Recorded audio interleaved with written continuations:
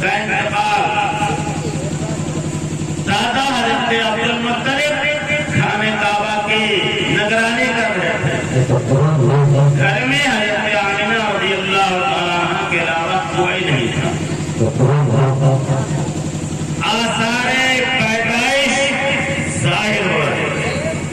12 ربیع الاول شریف کی تاریخ قریب آ رہی تھی اور حضرت آمنہ رضی اللہ تعالیٰ عنہ یہ ارشاد فرماتی ہے کہ جب میرے بچے کا جنم کا ٹائم قریب آیا تو میں نے دیکھا کہ ہمارے گھر میں اتنا نور آ گیا کہ اس نور کی برکت سے میں لیتے لیتے ملک شام کے محلات کو دیکھ لیا کرتی تھی. میں اپنے بستر کے اوپر لیتے لیتے ملک شام کے مکانوں کی عمارتوں کو دیکھ لیا کرتی تھی. حضرت آمنہ ارشاد فرماتی ہے کبھی تو ہمارے پاس حضرت حوا آتی ہے وہ بشارت دی آمنہ مبارک پر تمہارے گھر میں نبیوں کا امام آنے والا ہے. کبھی تو حضرت مریم تشریف لاتی ہے اور عرض کرتے آمنہ مبارک ہو تمہارے گھر میں آخری نبی آنے والا ہے. کبھی تو حضرت آدم علیہ السلام سے لے کر عیسیٰ تک تمام پیغمبر دنیا میں تشریف لاتے رہے اور صبر مصطفیٰ کی آمد کی بشارت دیتے رہے. یہاں تک کہ مصطفیٰ جان رحمت صلی اللہ علیہ وسلم 9 مہینہ اپنی ماں کے شکم میں رہے لیکن ماں کو کبھی احساس نہیں ہوا کہ ہمارے پیٹ میں بچہ موجود ہے. کبھی ماں کے لیے میرے سرکار تکلیف دے کر کے نہیں تشریف لائے بلکہ ماں کو احساس بھی نہ ہوا. پیٹ کے اندر کوئی ایسی ظاہر شکل صورت بھی نہیں ہوئی. اتنے آرام کے ساتھ آپ تشریف لا رہے تھے. حضرت عبداللہ رضی اللہ تعالیٰ عنہ کے والد حضرت عبدالمطلب ارشاد فرماتے ہیں میں خانہ کعبہ کا طواف کر رہا تھا اس کی جارو کشی کر رہا تھا اس کی نگرانی میں کعبہ کی کر رہا تھا اور ادھر 12 ربیع الاول شریف کی 12 تاریخ قریب آ رہی تھی. آسمان سے نور حضرت آمنہ کے گھر میں ایک قندیل کی شکل میں ایک قندیل کی شکل میں نازل ہو رہا تھا. اتنا نور تھا کہ کھڑکیاں ساری بند تھی دروازے سارے بند تھے. مکہ کے ان عورتوں نے ان آدمیوں نے دیکھا اور کہا کہ اے آمنہ تمہارے گھر میں تو راتوں رات چراغ جلتا رہتا ہے لیکن حضرت آمنہ ارشاد فرماتی ہے کہ اے لوگوں ہمارے گھر میں میں نے چراغ جلایا ہی نہیں ہے. جب سے میرے سرکار پیدا ہوئے ہیں ہمارے گھر میں نور ہی نور بھر گئے. نعرے تکبیر نعرے رسالت نعرے رسالت مطلق اعلیٰ حضرت مطلق اعلیٰ حضرت بتی بتی پھول پھول بتی بتی پھول پھول نعرے تکبیر نعرے رسالت. ارشاد فرماتی ہے میں نے چراغ جلایا ہی نہیں. یہ نبی کی ولادت کی برکت ہے نور کی برکت ہے کہ کھڑکیوں سے سوراخوں سے گھر کا نور باہر جا رہا ہے. حضرت عبدالمطلب رضی اللہ تعالیٰ عنہ ارشاد فرماتے ہیں میں بھی خانہ کعبہ کے پاس موجود تھا کہ اچانک کیا دیکھتا ہوں کہ کعبہ کی دیوار ہلی. کعبہ کی دیواریں چاروں طرف کی ہلی اور اپنے جڑوں کو کھاڑ کر کے اس طرف کعبہ چھپتا ہے جس طرف حضرت آمنہ کا مکان پڑتا ہے اس طرف کعبہ اللہ کا گھر چھپ جاتا ہے. حضرت عبدالمطلب دیکھتے ہیں تو سمجھ جاتے ہیں میرے گھر میں میرا پوتے کی پیدائش. اعلیٰ حضرت نے جب کعبہ کو جھکتے ہوئے اس حدیث کے اوپر نظر پڑی تو ارشاد فرمانے لگے تیرے سجدے کو محراب کعبہ جھکی تیرے سجدے کو محراب کعبہ جھکی ان بھووں کی لطافت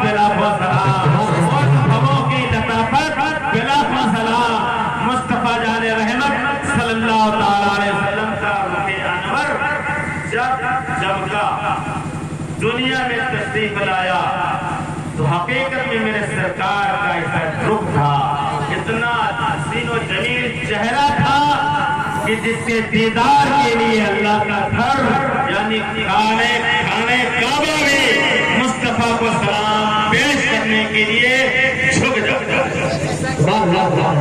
آج ہم بھی جب مصطفیٰ کی بارگاہ میں پیش کرتے ہیں سلام، اکڑے نہیں رہتے ہیں بلکہ ہلکا سا جھک جاتے ہیں، ادب تعظیم کے لیے جھک جاتے ہیں۔ جن کے سجدے کو محراب کعبہ جھکی، ان بھووں کی لطافت بلا کو سلام مصطفیٰ جان رحمت صلی اللہ علیہ وسلم پیدا ہوئے۔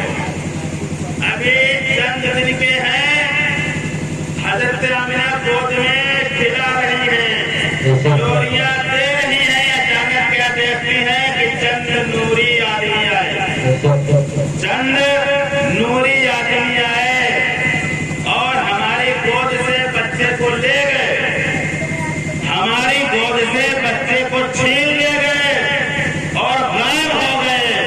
حضرت آمنہ بہت پریشان ہو گئی، یہ حسین و جمیل بچہ ہے، کون آیا چھین لے گیا، کہاں لے گئے، میرے بچے کو تکلیف دیں گے۔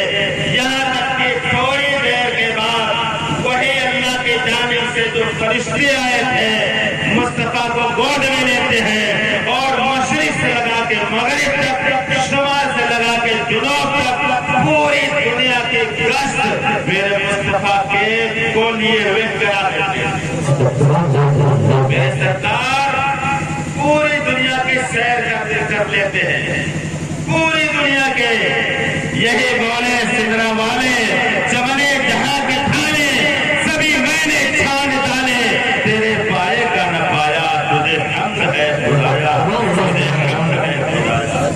اتنا بے مثال بچہ صبح قیامت سے اب تک اور اب سے لگا کے قیامت تک نہ کوئی پیدا ہوا ہے اور نہ کوئی پیدا ہوگا۔ یاد رکھو، اور حضرت آمنہ رضی اللہ تعالیٰ عنہ ارشاد فرماتے ہیں ہم کو ڈر سے شکم نہیں ہوا، کوئی دقت کوئی پریشانی پیدائش کے وقت ہمیں محسوس نہیں ہوئی۔ چند لمحے کے بعد میرے سرکار کو پھر لایا گیا اور گود میں کھلانے لگی۔ سعودی عرب مکہ معظمہ کا یہ دستور تھا کہ جو امیر گھرانے میں جو بچے پیدا ہوتے تھے، جو بڑی سات قبیلہ کی عورتیں، غریب خاندان کی عورتیں بنی سات سے چل کر کے سعودی عرب پہنچتی تھی، مکہ مکرمہ پہنچ کر کے مالداروں کے گھروں میں پیدا ہونے والے بچوں کو لے لیا کرتی تھی، 2 سال تک اپنے گھر لے جا کر کے اپنا دودھ پلاتی تھی اور ان بچوں کی پرورش کرتی تھی۔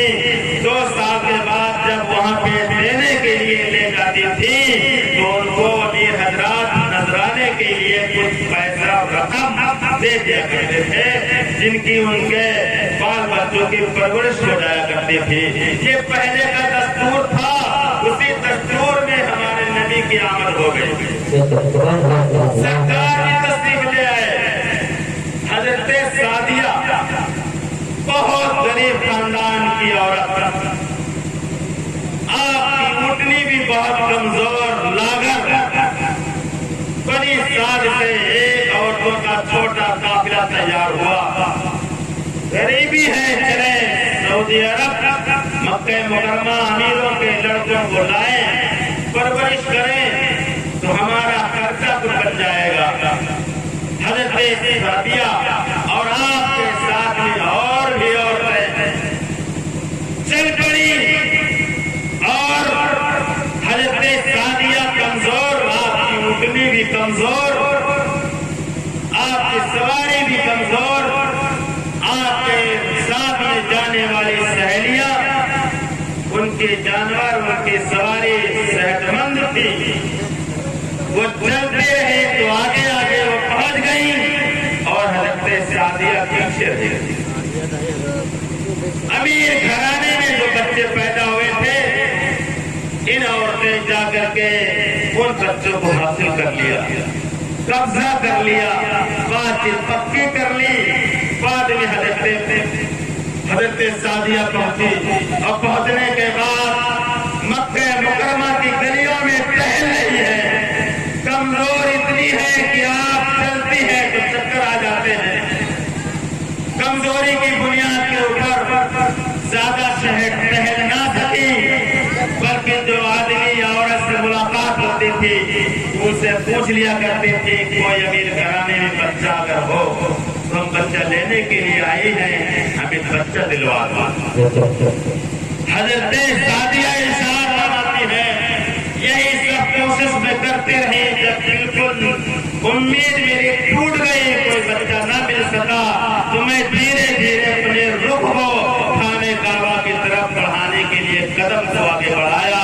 خانے کعبہ کے پاس جب میں پہنچی تو وہاں پہ حضرت عبد المطلب سے ملاقات ہوئی، وہاں پہ عبد المطلب سے ملاقات ہو گئی، بزرگ تھے آپ، رحم آ گئے اس ضعیفہ عورت کے اوپر اور کہنے لگے ضعیفہ ماں کیوں اداس ہو؟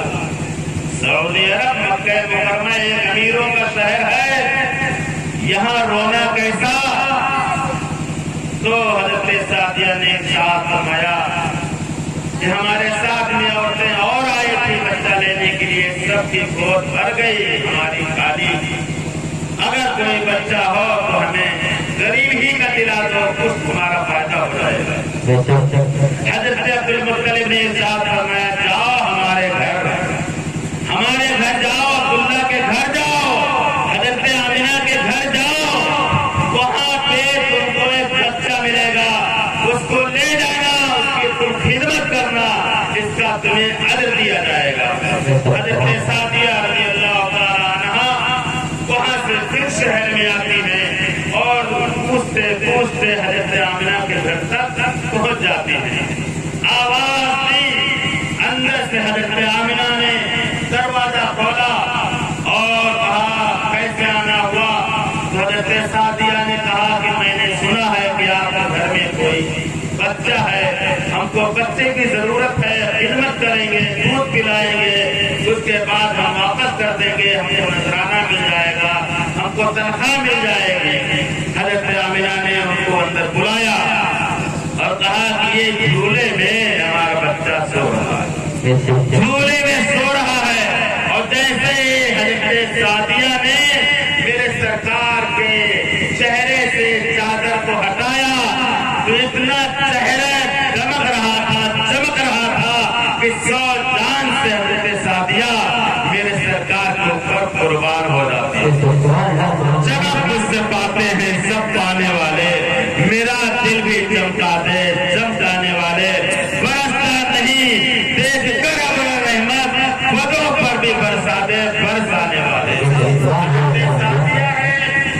حضور کو گود میں لیتی ہیں اور لینے کے بعد حضرت آمنہ سے کرتی ہیں، بات پکی ہو گئی، اور بھی عورتیں کو جلدی ہو رہی تھی، چلیں بنی قریش اے سعدیہ تم بھی چلو، لیکن یہ سمجھ رہی تھی حضرت آمنہ کا پروار، ان کا گھر، کمزور ہیں، ضعیف لگ رہی ہیں، غریب لگ رہی ہیں۔